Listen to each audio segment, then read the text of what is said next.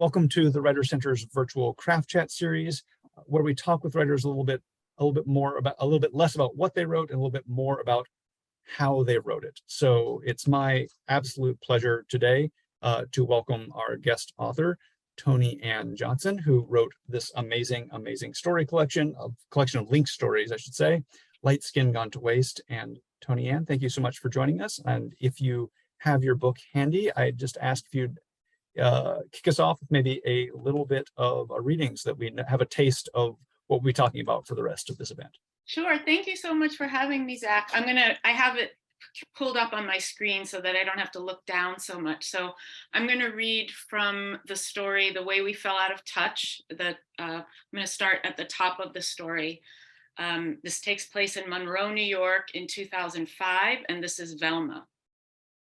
Maddie called and told me Phil ran into Gertie up in Goshen at one of those old folks' homes he works with. As bent over and decrepit as he looks, he ought to be living in one of those places himself, honestly. But that's her father, and I held my tongue. Gertie Dowd, sweet lady. Often wondered whatever happened to her. Maybe I'll get up there and visit her myself one of these days. We were still living on Stage Road when she started working for us. Long time ago. The day we met, it was spring. My forsythia bush was blooming in the backyard like a big burst of yellow confetti. The reason I remember it so well is because of the ruckus up the road that morning. I'd walk Brutus going toward the golf course like I had many times. We're talking back in the 70s before Monroe was so built up. Lots of pine trees, maple, birch, and coming from the city, I thought it was beautiful. Well, old Brutus took a dump in what I thought were nothing but some wild plants at the edge of the woods. Looked like weeds to me. So I wasn't expecting it when Sally Gore, in a house coat and curlers in her frosted blonde hair, popped out of the trees like a horror house monster, screaming at me. I catch you letting your dog crap in my garden again, I'm gonna slap you. I stepped forward and said, bitch, you and what brigade? You slap me, Sally, and I promise that'll be the last thing you do this side of the grave. Brutus growled, and big as he was, that scared her a bit. She backstepped and pulled her cat-eye glasses off her face. My God, that woman could have made a clock strike 13. And what I said must have shocked the sugar cubes out of her because her eyes went wide and her mouth stretched open big enough to fit a fist in it. Some of those Monroe white folks, honestly, I don't know what they thought half the time. Maybe that I was gonna hang my head or say yassam, or whatever nonsense they saw on television, but she had another thing coming. Even though my Great Dane shouldn't have been doing his business on her property, I sure as hell wasn't going to kowtow to silly Sally Gore. I'll stop there. Thank you so much. That was amazing. So just a couple questions to get started. The first one is, in your own words, who the heck are you? I am a middle-aged, cisgender, left-leaning Black woman of mixed race from the Northeast, living in the Southwest, who writes fiction and enjoys reading it aloud. That last part was definitely evidence just then, so thank you for sharing that reading. So the first question we like to ask all our guests is, what's a question you really wish someone would ask you about your writing or writing practice? In other words, what haven't you gotten to speak about before? Okay, well, I have to admit, I've spoken a little bit about this, what I'm going to talk about, but I only came to really understand that I approach my writing from an acting perspective. So I was an actress first. I started acting as a teenager, and I was reading lots of plays and performing in plays, and that's really the basis for my writing. That's what led to screenwriting. It all comes from that. But what I realized recently, I was doing the audiobook, and I realized that when I'm writing something, I'm always thinking about how this is going to sound when I read it for people, because I do a lot of reading series here in LA. I'm in the LA literary community, and we're always reading in public. And so that's always in my mind, like, oh, okay, I'm going to write this story and maybe I'll get a chance to read it somewhere. So how does it sound? And sometimes I revise based on sound, or based on, does this emotion actually carry through? Does it feel authentic to this character? So it's all starting with the character. But this shouldn't be a new discovery for me, but only in the last month, like after doing the audiobook for this, did I realize, as I was reading, I was like, oh, I always wanted to read this out loud. That's why it sounds like this. It sounds like it's meant to be read aloud. So that's great. I mean, maybe my number one piece of advice to any writer is read your stuff out loud, because even if you're not thinking of performance, just reading it out loud, like, so immediately reveals flaws in rhythm or flaws in language, assonance, consonants, repeated words. I mean, just reading out loud right away, you're gonna, like, if you read your piece out loud and don't find things, you're not paying attention, because there's just always something you're gonna find reading out loud. And then cuts, you always find cuts. You find edits, because you're like, nah, nobody cares about this cut. And I'm probably repeating myself from a past craft chat, but when my novel came out, before preparing to do readings, I had the finished copy, and I was practicing the first chapter, just like, that's the easiest thing to read. There's not really, I was going to do that a lot. And I actually, at a point where I was like, I had like Post-it notes or tape covering whole paragraphs, like, that shouldn't be there. It's like, this is the finished book, and I'm like editing out things to not read in my the same thing happened to me on my first book. I was reading a character, and like, I was crossing things out, even like up until I was going to start reading, because you can tell when something's dead. You can tell when it doesn't sparkle, and it can go. So yeah, so I wish I could like revise based on, revise those other books based on having read stuff out loud, but you live and you learn. And that was after I'd read it all out loud probably several times. So it was just like, the more you read it out loud, the more you're going to catch little quirks. So I'm so glad that always, whenever something like comes up in a craft chat, like, just do it. Just read it out loud. You're going to find so much. It's the best, one of the best things I think anyone can do. So on that though, I was interested too, because I was noting that you had the screenwriting and the playwriting background. That's always interesting for me. When anyone has any experience that might, from anything, any kind of job or any kind of experience that might inform their writing practice. In your case, you covered it a little bit, but is there anything else from the stage or screenwriting that have affected how you write fiction? Are there any specific techniques or specific things that you think maybe you're particularly strong at, where just from that experience, or maybe a fiction writer coming from having just read written, printed fiction, and one who read from that direction maybe isn't as good at, not to compare. And we're not in a contest, but you know what I'm saying. Yeah. So I think writing prose was the last thing that I learned how to do. I always knew how to write scenes, but in the last few years, I was teaching screenwriting, and teaching students how to write a scene was very helpful to me, because you have to break it down and help them understand subtext. And they have to understand that the character needs an objective, that the scene has to accomplish more than just one thing. There have to be levels and layers going on in the scene. There was a lesson that I taught that I got from a brilliant screenwriting teacher. His name is Adam Skelter, and he has a company called Story Kinetics and a book of the same name. And he has a lesson called Scene Dynamics.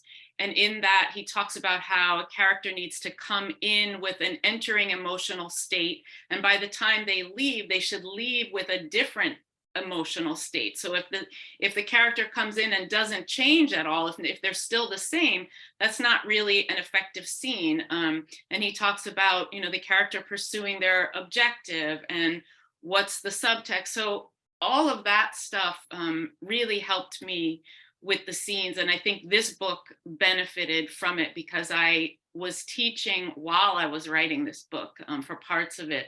So that stuff was in my head. And then also screenwriting also forces you to understand structure really, really well, beginning, middle, and end, act structure, and in a script, a character has an overall objective for the entire, a goal for the entire story, but then every scene, also the character needs to have a goal. So that was really helpful in working on this too. So this, although this wasn't a novel, so it wasn't one character having an overall goal, it did help me to sort of pinpoint, what was Maddie's issue? The primary character is Maddie. What was her issue? What was wrong in her world that she needed to fix or that she was trying to fix? And all that stuff comes from stuff that I've learned about screenwriting. People love the intro with one emotional state next with another emotional state. Several people commenting on liking that and jotting it down already. So that one resonated. Cool. And I've not heard that exactly like that either. So that's very interesting. There's a few more things. If you Google Adam Skelter and scene dynamics, you might find his book, and he has a chart that has like all these points. And even if it would be helpful, I might be able to email that to you if people want to request it. But there's a number of things. So there's the entering emotional state, the character objective, the motive for antagonism, the character's worldview, the tactic, the turn, was the objective achieved, and the exiting emotional state. So I don't think that you can force yourself to be conscious of all of those things like while you're writing, or you'll never finish, but you can check your scene against those things and see if you've accomplished that. So on that last note, I mean, I'm a firm believer in these kinds of thinking are incredibly useful in writing, but how much do you think of them in the moment of writing? How much do you, I mean, if you like a scene, if you love one of the scenes you write, do you go back and check it, or just trust yourself that I know this feels good, I don't need to double check it, this was right? No, I check it if I don't like it, if it doesn't work, and then I'm like, what's wrong with it? Why doesn't it work? And maybe that will help me figure out why it doesn't work. And I see this with my students, just not understanding that something has to happen in a scene. It can't just be that you need your audience to know this piece of information. That's not a scene. A scene has to be dynamic. There has to be tension in it. Something needs to be going on. There needs to be some conflict, but sometimes people feel like, oh, okay, well, I need my audience, my reader to know this, and so they just put it in what they think is a scene, but it's not a scene because it's flat. There's not enough happening. So on this, while we're on this topic, from the chat window, someone asked, do you always write into structure? Does that question like resonate for you? I'm not 100% sure, but I think I understand the question. Initially, like if we're talking about this book, I didn't. So this book is autobiographical fiction, and it's based on memories. And so I really wasn't thinking about structure when I first conceived these stories. I was thinking more of like what happened, remembering the incident, and then sort of tweaking the incident for dramatic purposes to make it more interesting, to bring it to life more. I wasn't thinking about structure in the creation of each story, but at some point, when I was revising stories, I certainly was thinking about structure, especially if a story is just sort of ambling along and it's not really going anywhere. Structure is not a bad thing. I mean, people kind of get upset sometimes when you talk about structure. I have students that don't really want to hear about structure because they feel like that's going to make their work too much like other people's work, or too formulaic, or just not, it doesn't give them room for discovery. And okay, but you do the discovery and the magic, like as you're creating it, and you get those jewels, and then you have to refine it. And it's okay to include structure, because structure kind of helps us pull us along through the story. It helps like make things more cohesive. It helps you cut, because if you're writing, the point that you're writing to. If something isn't servicing that, that you can remove that. If it's just kind of there, but it doesn't really, it's not really helping us get to the end. So yeah, the answer is I don't always think about structure when I'm writing, but I do pay attention to structure when I'm revising, for sure. Do you find that like structure is a thing you understand on a more intuitive level with more experience, that you're not sitting there going into, you're not, let's say, drawing what's his name's triangle or a plot arc or something to, yeah, Yeah. is Yeah, so I've been writing for long enough that on a certain level it is intuitive. What I find comes sort of naturally to me is the idea of a character who has something they want and simultaneously something they need. And so they're pursuing this thing that they want, but there's something amiss in them that they're trying to work out. And that is kind of what we're following on a subtextual level. Even if the lines aren't saying it, we're understanding, oh, this is what's going on with this person that's underneath the lines. It's what's not being said. And we're watching to see, are they going to figure this out? And how is it going to turn out? So that seems to come kind of naturally to me. And that, I don't think it always did. I think it's just something I got over time with practice, because I do remember like early scripts that I wrote. I still have them. I still have hard copies of things that I wrote in college, and I didn't know what I was doing. So just working, writing, failing, trying, failing. I think that's sort of how I learned. yeah, and I ask that too because sometimes I read something and I see deliberate structural choices, and that's because reading a lot and thinking about structure a lot. That wasn't the case in these stories. I didn't feel the forced structure. Sometimes I feel like a structure has been forced upon a story, and this felt very organic the whole time. So that was a question from admiration, that you seem like a very aware structural person, but to the point of like, I feel like so much of the writing advice, the writing craft, the techniques we talk about are things that, when they're mastered, slip from the mind of the people doing them. Like you learn these things, that the learning and the unlearning, you learn it to unlearn it, to not think about it consciously while you're doing it. And I definitely felt like, certainly revision, you're conscious of this stuff, but it wasn't like hitting me over the head with these elements. So I like that a lot. There were a couple of stories that during the revision process with Roxane Gay that I changed the ending. Mm. And so that's a big deal for somebody who's, thinks they're writing towards the end, and then somebody says, but that's not the end. I was like, it's not. So that was hard. That was a challenge for me, but I was excited to meet that challenge. So it was Make a Space, which is the penultimate story. And then the other story was a Phil story, Maddie's father, Wings Made of Rocks. And in both cases, she demanded that I change the ending. So usually I feel like you can't change the ending because you've created the story for the ending that you've arrived at. But I was wrong. So I was able to change the ending. How was that? So, I mean, hopefully everyone here knows who Roxane Gay is. I mean, that was probably an amazing editorial experience. I will say, one of my first stories, when Roxane was the editor of a magazine called Pank, was part web, part print, long before anyone knew who she was. She took one of my stories. I've been through an editorial process that I cannot remember at all because it was so long ago. But I wonder now, how was that editorial experience for you? How was the editorial experience maybe in general? Was she your only editor? Did you work with other editors at UGA? And how did this go from being a manuscript that you had submitted to being the book that I hold, and hopefully everyone here will soon hold in their hands?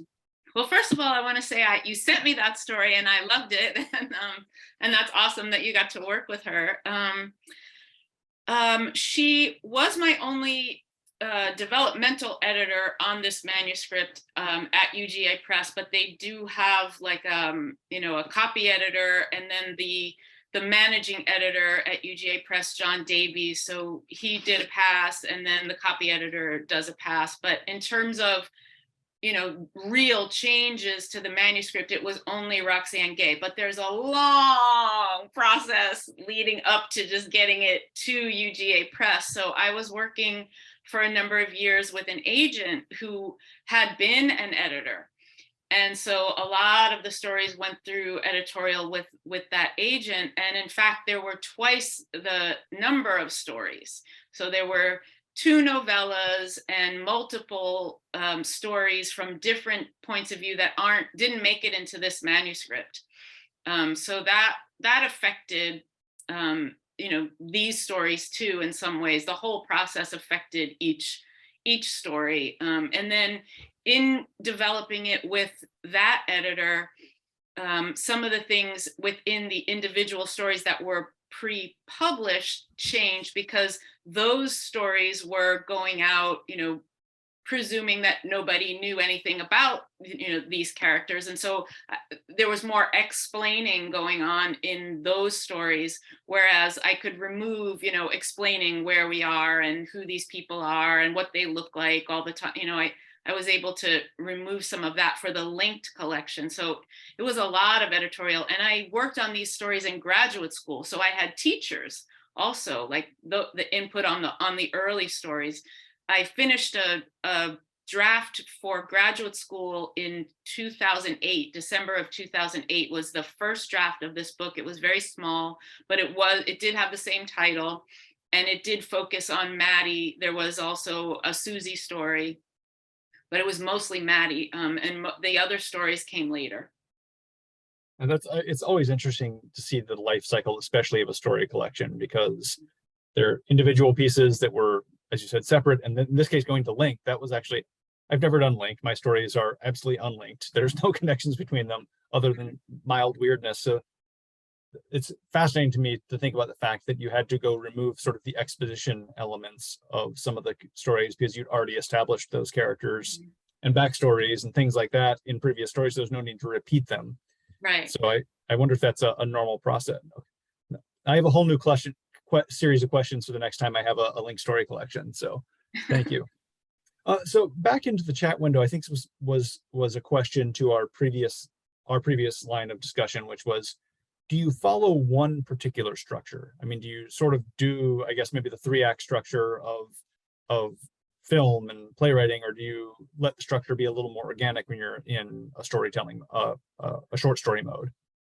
Yeah, with these stories, I'm not sure that every story has a 3-act structure. I typically do use 3-act structure, particularly like if I'm working on a novel, I do that. But this linked story collection doesn't really have that shape. It kind of goes to I think the penultimate story, maybe you could say that it's the climax of the book. It's certainly a boiling point of the book in the life of this family, but it's not quite as exact and precise structurally as I would do it if it were a novel or if it were a 3-act screenplay. So I think I'm a little bit looser with the structures of the overall book. And also Phil and Velma don't really arc. I think Maddie has a change, but that's a structural thing too. Like you typically want your protagonist to kind of go through some sort of a transformation. And I don't think Maddie has a big transformation, but she does come to an awareness that we can understand by that second to last story, that she's figured something out and she's made a decision and she will be different likely going forward. Phil and Velma don't arc, and that was actually a problem when the book went out as a novel. The big collection of the book went out as a novel, and that was one of the problems. That was one of the reasons that big press editors didn't like it as a novel, because they didn't see enough of a change in Phil and Velma. But those characters, they changed a little, but they just got worse. They just became more kind of entrenched in who they were and in the negative aspects of their personality. So yeah, in that regard, I don't think that this that this story collection really satisfies if somebody's looking for a very clear 3-act structure. I don't think it's here in this book. I mean, I feel like one of the, I'll say failure. I'll say failure. I wasn't going to, but I'll say failures of publishing, of creative writing, instruction, of everything is the forcing of that character change. But I think there's certainly fascination with characters who are steadfast in some way with the things going on around them. So there can be really great writing, but it's hard to sell it. I think it's harder to sell it than it is harder to make it good. Mhm. I really almost wish I could have read that version of the book too, because I feel like that would have been amazing to see it as a novel with these characters sort of just as like railroad tracks straight ahead, pushing you through, because stuff's still happening around them. That's really fascinating to me when it goes that way. Mhm. So I'm a little disappointed that I didn't get to see that one. As good as this version is, that would have been interesting to see a couple characters who stayed on the tracks, as it were.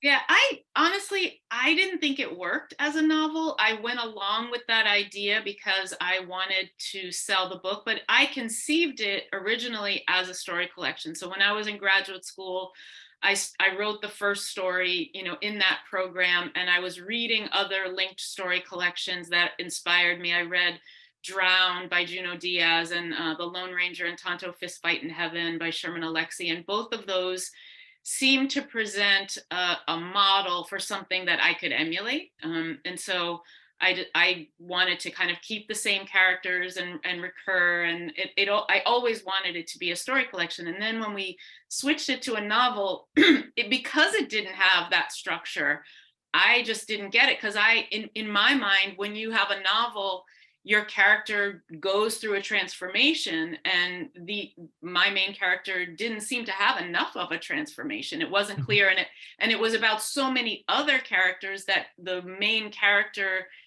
it was hard to discern, like, whose book is this?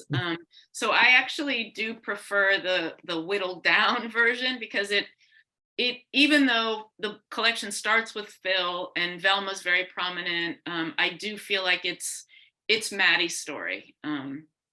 So that just, it makes a little more sense for me. Yeah, I mean, that's great to hear. I think this is a great discussion to have and people to hear, because that's so important to understand the way authors think about the large scale structure of a thing, and sometimes how we're forced into ones maybe we're not as comfortable with just based on the world of publishing. Yeah. So going to the chat window, there's a couple questions coming in. This first one's interesting. I don't think I've ever had this one before, which is, being based on memories, the book, or the stories in the book, did you use any triggers for the memories, like music or photos or anything else? I did have a lot of photos, and actually the photos are all on my Instagram. While I was trying to get the book published, the first version, I started doing these like real life stories based on these photographs of my childhood. My parents, so my family traveled a lot. We were a Black family, middle-class family in upstate New York in the 60s and 70s, and we traveled all over the world. And I had all these photos and slides, and I started posting them. And those were kind of helpful. The process that I'm talking about now was actually post creating the book, but I have always had those photos. So I've always had the photos to look at. I wasn't writing about them, but I just realized, oh, this is something that I can do that's kind of just my thing. Like, I'm not copying somebody else. It's my way to do Instagram. And so it was like, I'd post a photo and say, like, this is my family in Greece. This is me at the Acropolis. This is us in Africa. And also, when I lived in the town that I lived in, I wasn't believed. So I would say, that I went somewhere out of the country, and it was challenged. And so doing this Instagram thing was also, like, in a way, on some level, saying, like, look, I have photographic evidence. This is who we were. But I'm sorry, I'm getting off the craft topic. But yes, I did use those as triggers a bit. Was there, besides like memories and personal things you had, was there a research process for these stories, like to get historical accuracy or anything like that? Sometimes there were some things that I double checked. I had wanted to use a lot more music, but then I realized, oh, I can't do that because I'm gonna have to pay for it. So I had to take a lot of the ideas that I had about musical influences out. I still mention songs. There's one song I did keep that I am paying for. I actually licensed the song, but everything else that I had like written into the manuscript, I had to take that out. So I did research that stuff, but I really did remember these songs. So like the first song that came to me was a song by the Foundations, Baby Now that I Found You, I Can't Let You Go. And it was my favorite song when I was like 3 or 4 years old.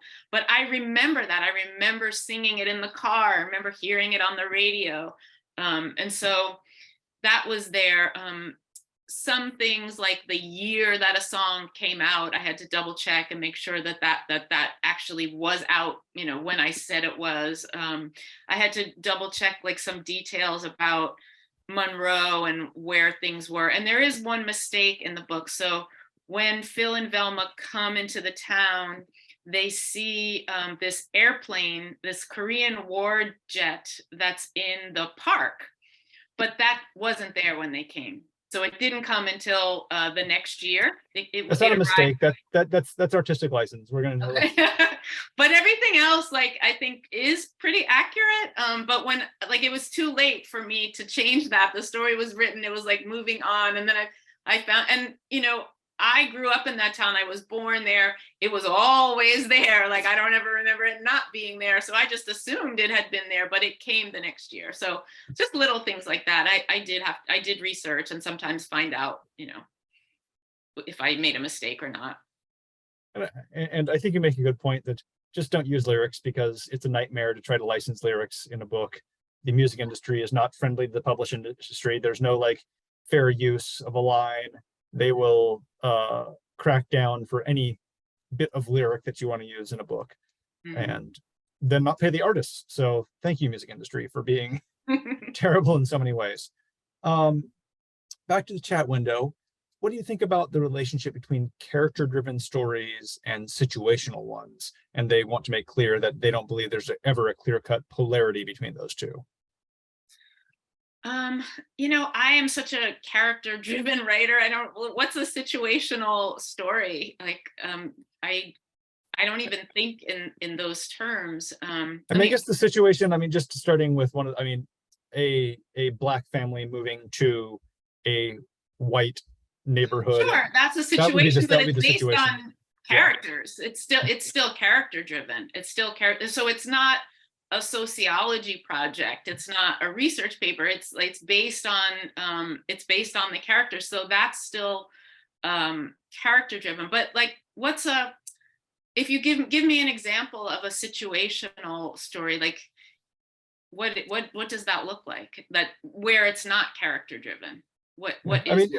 Yeah, we'll come back to that. If that comes in the chat, I will say that I tend to start with situations and characters come later. Okay. But the characters are revealed to the situation. Like I'm interested in the idea, and then what character is interesting in that situation. Okay. So it's a pairing issue for me. So I wonder if that's where the question's coming from. Okay. Is that like I think the characters that's the same for me. But I think I maybe just focus a little bit more. I'm seeing the character and hearing the character maybe simultaneously to the situation, so I'm not giving more weight to situational, but certainly my characters are in a situation, so it is a pairing. I would say that's the same, but I'm thinking that maybe the writer is thinking about stuff like where you just come up with an idea and you don't know who the characters are, but like so two people are stuck in an elevator maybe, and then you find the characters, and so I don't tend to do that. I do tend to focus on a character, understanding sort of what they want. Yes, I am putting the character in a situation. I tend to write a lot about race and class. And so lately, like I've been kind of looking at race and class in a different way than I usually see it done. So I did write a story about an upper middle class biracial woman living in Gramercy Park in a very white community, and that's a situation, but at the same time, this is a character who's got identity conflict. So the two are paired. It's situational and a strong character, I think. So the question was followed up with an example from 1980s Stephen Dixon. Man is walking down the street, bum comes along, man reaches into his pocket for a coin and accidentally gives his father's pocket watch. Situation and characters evolve from that. So I mean, I think we're almost getting semantic here a little bit, in terms of it's almost just like, where do you start more Right. than, I feel like you end up with both character and situation, but right. I don't start with something like that though, typically. Like that seems like a writing prompt, perhaps. Like I don't tend to write, like that isn't how it starts with for me. It starts more like with an actual character, and then then I'm working it into a situation. But that sounds so like this example, somebody's walking down the street. It could be a woman walking down the street, and a rich person could come along. Like the situation is two people in a world, and they could be anybody. Even it could be a rich person who needs a quarter. But you could use that situation and apply it to multiple different characters, I think. And that isn't typically how I work. But I don't think one is better than the other. It's just not how I work. Yeah, I mean, I feel like between the two of us right now in this conversation, I tend to work from that direction. Characters aren't usually the first thing I think of when I come up with a story, and vice versa. You're starting with the character, then finding the situation that they find themselves within. So do it however you want. That's the Yeah, I think both work. Yeah, absolutely. So one of the things that I noticed in this book, and I really appreciate it because it's something I really love in writing, and I think it maybe is derived from your experience that I mentioned earlier as a screenwriter and a playwright, is there's a lot of scenic writing as opposed to exposition. And we covered this a little bit, that there's maybe less exposition than there was because they're linked stories and you have to keep reintroducing the same characters. But I'm a sucker for staying in scene. When I write, I want to avoid as much exposition as possible. I want as much revealed in scene.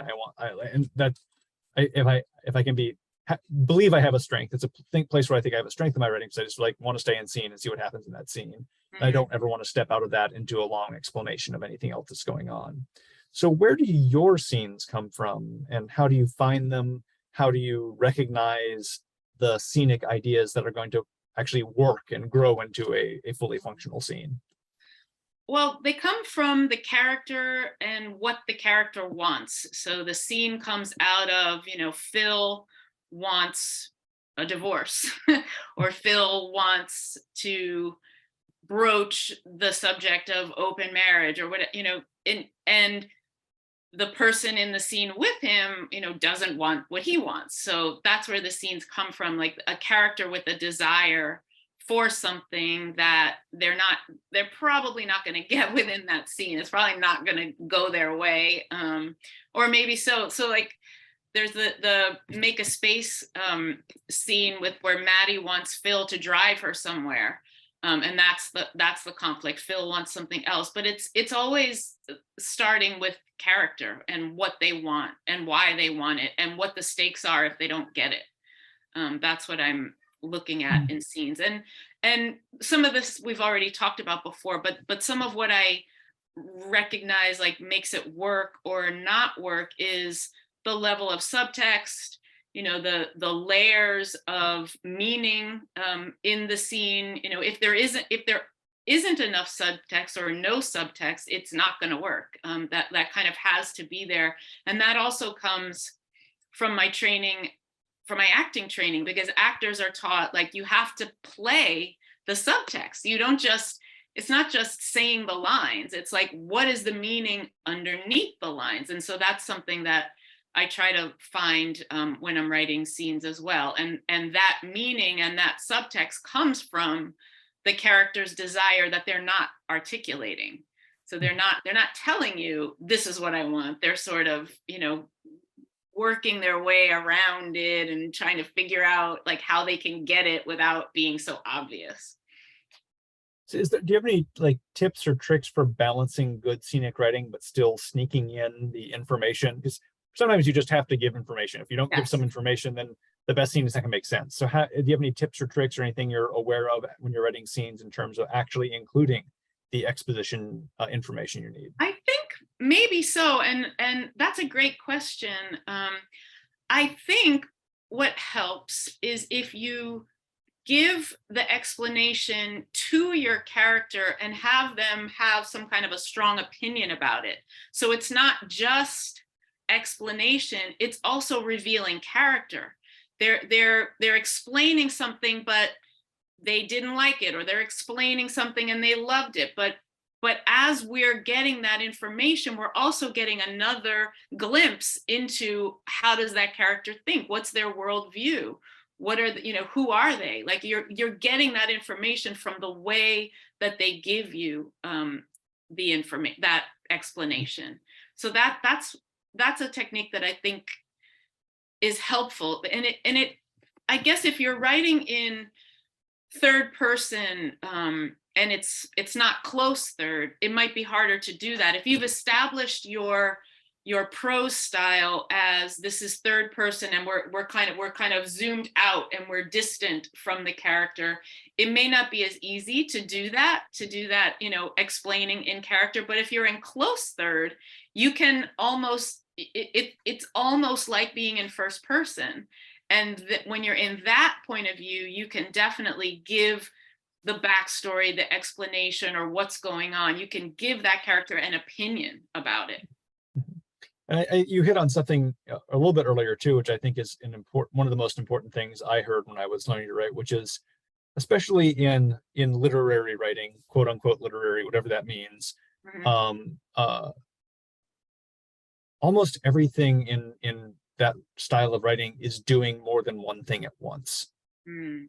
A piece of dialogue, you mentioned subtext earlier, that right. Like piece of exposition can be revealing details, it can be revealing characterization, it can be revealing a lot of things. So it's if you have a piece of exposition that is only being expository, then it's probably not actually working in terms of good writing. If you have a piece of exposition that's doing some of these other things, then maybe it's sort of serving two functions at once, and then you have the piece of writing doing something interesting. That's what interest is. When it's like when you can read the thing two or more ways, that's when it's being interesting. And I think that was, and you hit that really well in exposition. When I'd never thought of it in terms of exposition like that, but maybe that's what makes exposition function, is when it has another function besides just providing the information. And that's the sneaky way to make your exposition not boring. Yeah, so Susie does a lot of explaining. She talks about Phil, she talks about Maddie, but she's so opinionated that you almost don't realize that you're getting exposition, because it just feels like a monologue. It feels like a character just like talking to you, just telling you about what happened, but it is exposition. It's exposition, but it's also revealing her voice, her opinions, where she's from, what she thinks about the people in this community that she's not from. It's doing a lot of things, but it's exposition. And it's entertaining. And I feel like that's sometimes a dirty word in literature, but it's absolutely, we're a form of entertainment. We're competing with any other form of entertainment for someone's time. And exposition that's boring versus exposition that's entertaining. And if it's entertaining, it's probably doing some of these other things, but that's sort of like the surface level measure of good exposition, is like, did you enjoy reading it?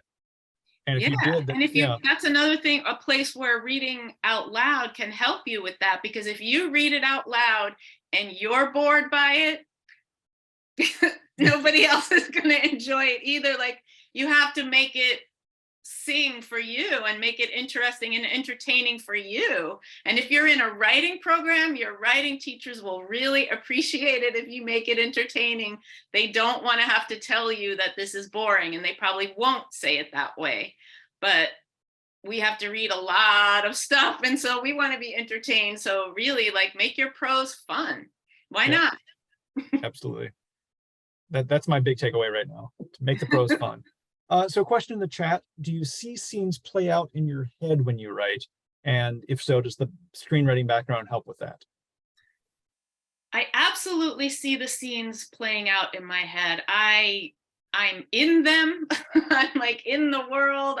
I'm playing all the parts.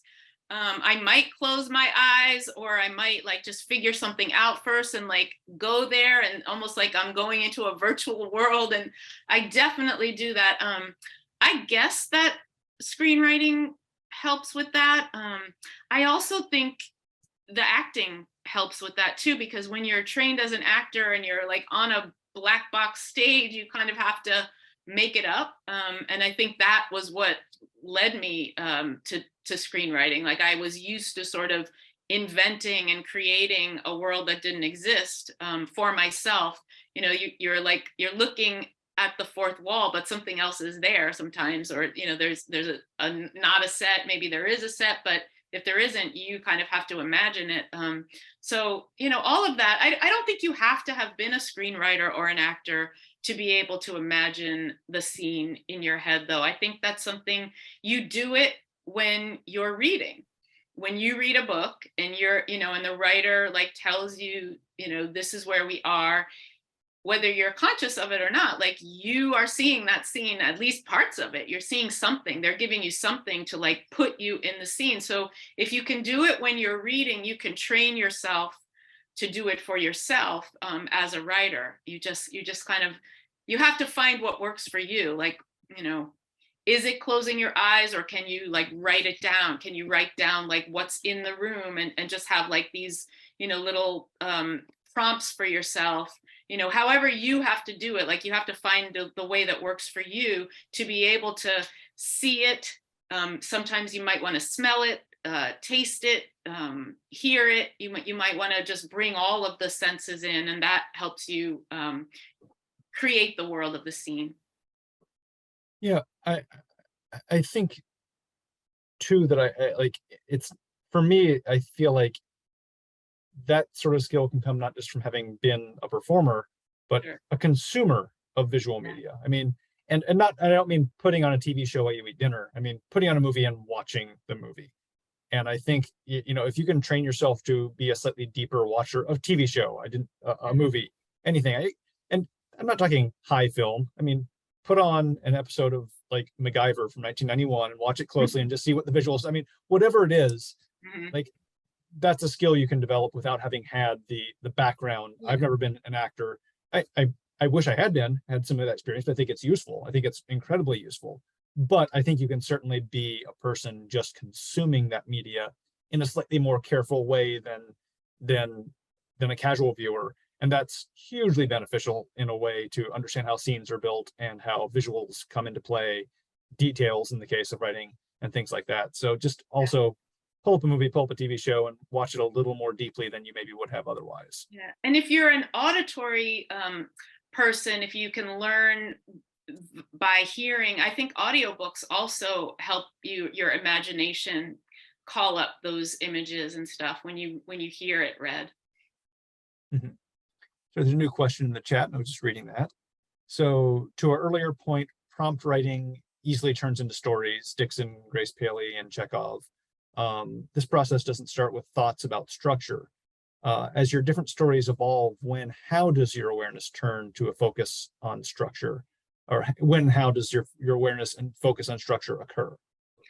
I think probably my awareness of it doesn't occur until revision, and I don't think about it unless the story doesn't seem to work.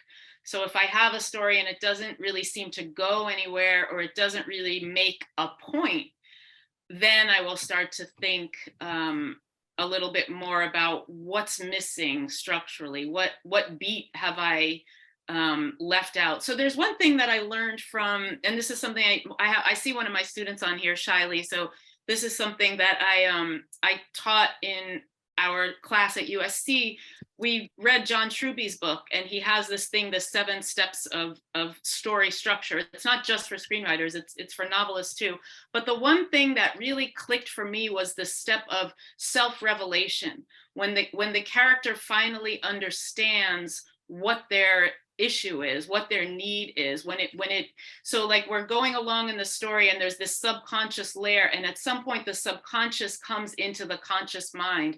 And I sometimes did that just intuitively, but sometimes I didn't. And I noticed in my work, if I skip that step, if I get to the end and the characters never really figured out what's going on with them, then it doesn't quite feel right for me. And so that was a case where, some like academic instruction, like just clicked for me. And maybe that isn't for everyone, but I really like that self-revelation moment. It comes like near the climax. And when they have that self-revelation, we know as a reader that they're going to be different going forward, that whatever it is that they needed to get, they got it, and they will adjust somehow because they got it. Someone asked for the name of that person book, and it seems like you see that, so I'll pass that into the chat. Okay. It's interesting too, because I feel like sometimes I notice structure when it's not working, and I don't necessarily I notice it, but I become aware of it when something is working, especially on a larger project, like book length project. And then it's almost like, oh, this is what this is doing. And then there's just like, it's time to make some deliberate decisions to reinforce that. And sometimes that's just a matter of repeating a word or a phrase or a detail or an action or a scene or a setting to or elaborating upon something. You're just like, then there's like, oh, this is what the structure is doing. This is why it feels good. And you can then go and reinforce that too. So it's like, for me, it's like, I notice structure when it's not working. I notice when it's working really well. And those are the times where I really want to run with it. Like, okay, I want to fix this. This is just not, there's no shape here. And so like, are you talking about good. like threading motif throughout the story? Yeah, Is that a little bit, yeah. And I think I think we underestimate, especially in a book length work, how much a repeated word or repeated idea, how far it can go. Yeah, because it gains meaning every time it comes up. Like it sort of layers the meaning and the emotional connection to it over and over. And every time it occurs in a different place, it's not the same word. So you have that word, or I'm using a single word, which may be too specific, but like that same thing occurring in 4 places. I mean, one of my favorite movies is the movie Tokyo Drifter by the director Seijun Suzuki, and there's a tree that is shown maybe in 3 or 4 shots, and it's different in each shot based on just when it's shot, time of day, and framed. And I don't know the deeper intent of that tree, but just that single framing device feels so profound, whether or not it was much more than a very deliberate decision to shoot the tree looking different. So I think of that, like, use the word looking different in its setting, and that's a really interesting way to play with things. That also speaks to narrative design. And there's Madison Smart Bell has a book called Narrative Design, and he has these great lessons where he gives examples from books of sort of how the writer, started with an image and then may echo that image throughout. And in the story, Make a Space, that's something I was trying to work with. Now, I didn't do it in every story. Like, I had written some stories before I read that book, but then when I read that book, I thought it was so inspiring. I was, I want to try to do that. And so I did it in later work. I love the idea of echoes, like that this something that echoes repeatedly is such a powerful tool, and repetition is a powerful tool. And again, mentioned before the event technically started to read more poetry. I think it's a good thing we can learn from poets too, is how they just can be very deliberate in bringing us back to a point we're already at. Yes. So we're about at the end. So I do want to throw the final question to you. This is the question we like to end our craft chats with, which is, what's one piece of advice you'd give to a writer just starting out? Okay, this is something that that I typically, once I learned it, started giving to my students. And it comes from a visual artist named Charles White, who was also an educator. And every year at the beginning of the year, he would ask his students, where do you come from? Why are you creating the work you're creating? And how do you know who you are? And I think if you put those questions somewhere and just think about them, and then begin to think about your work, there are ways that your work answers those questions. So I wasn't conscious of that when I started writing, but I tend to write where I'm from, even when I'm not writing about where I'm from. So I had mentioned that story, Gramercy Park, and it was the race class issue kind of echoed my experience growing up upper middle class in a white working class environment. I did that in another story that was totally different characters, different setting. But I did that when I was very young, but I had never read these questions. And I wish I had been given the questions early in my career, because it would have helped me figure out, oh, this is what I'm doing. I'm trying to figure out who I am through my work. Like, your work kind of shows you who you are. So it's, where do you come from? Why are you creating the work that you're creating? And how do you know who you are? Yeah. Well, thank you so much, everyone. Thank you all for joining us. Please, if you are able to purchase a copy of Light Skin Gone to Waste by Toni Ann Johnson, our guest today, please do so. The link was just put back up in there for buy it directly from the publisher, UGA Press, or you can go to your local independent bookseller and ask them to order you a copy if they don't have one already on the shelf. Toni Ann, thank you so much for joining us. This was a great conversation. I had a really wonderful time talking to you. Thank you. And hopefully we'll cross paths virtually and in person over the next few years, and be able to continue this conversation informally. It was great to be with you guys, and thank you everybody who was there. Thanks. Bye. Thanks, everyone.